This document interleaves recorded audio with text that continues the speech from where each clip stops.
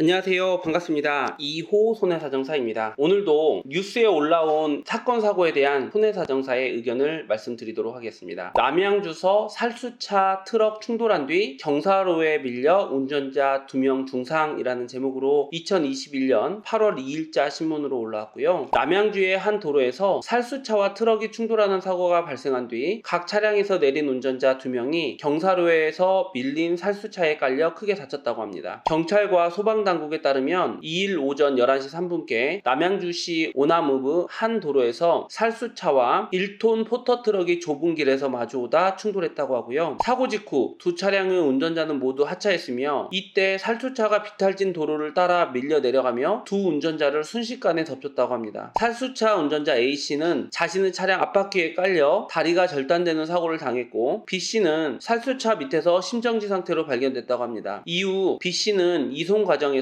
심장 박동이 회복돼 현재 중환자실에서 치료를 받고 있다고 하고요. 경찰 관계자는 상대적으로 무게가 나가는 살수차가 경사로에서 앞으로 밀려나며 사고가 난 것으로 추정된다며 정확한 사고 경위를 조사하고 있다고 말하고 있습니다.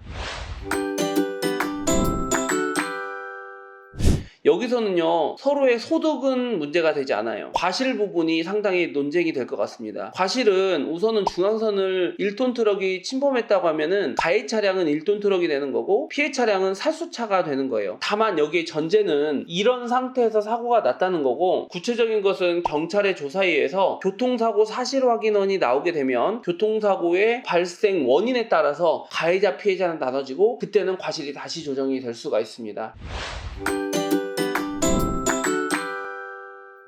이때 이제 먼저 어떻게 처리를 해야 되냐면, 다리가 절단되신 분 같은 경우는 트럭에 대인배상 원투로 적용을 받으시고, 그리고 과실이 판명이 되지 않은 상황에서 지금 1톤 트럭의 치료가 이제 우선은 문제가 되는 거거든요. 내 자동차 보험에 자동차 상해나 자기 신체 사고를 접수를 시켜서 우선 그걸로 치료를 받으시고, 더해서 살수차의 대인배상 원투도 접수를 해달라. 이것이 너네 차로 인해 가지고 내가 지금 깔리지 않았느냐 해서 좀 치료를 병행하셔야 될 것 같습니다. 나중에 가서는 과실이 100%고, 그리고 이것은 사고랑 상당 인과관계 있는 부분으로 내려서 사고의 일부분으로서 이게 사고가 났다라고 하면은, 살수차에 의해 가지고 1톤 트럭의 운전자가 사고가 났기는 했지만 이것은 과실을 살수차에다가 물을 수 없다 해서 그 1톤 트럭 자동차 운전자는 자기의 보험으로만 처리해야 되는 상황이 될 수도 있을 것 같아요. 그리고 이게 업무 중 업무 기인성과 근로자성이 인정이 된다고 하면 산재 여부로 진행을 하셔야 되겠다, 이런 부분이 들어가고요. 이 사건은 어찌됐건 과실 부분이 문제가 되고 과실은 변경될 수 있다라는 부분은 첨삭해서 말씀드리도록 하겠습니다. 우선 치료 잘 받으시고 안전운전 하시기 바라겠습니다. 이상 2호 손해사정사였습니다. 감사합니다.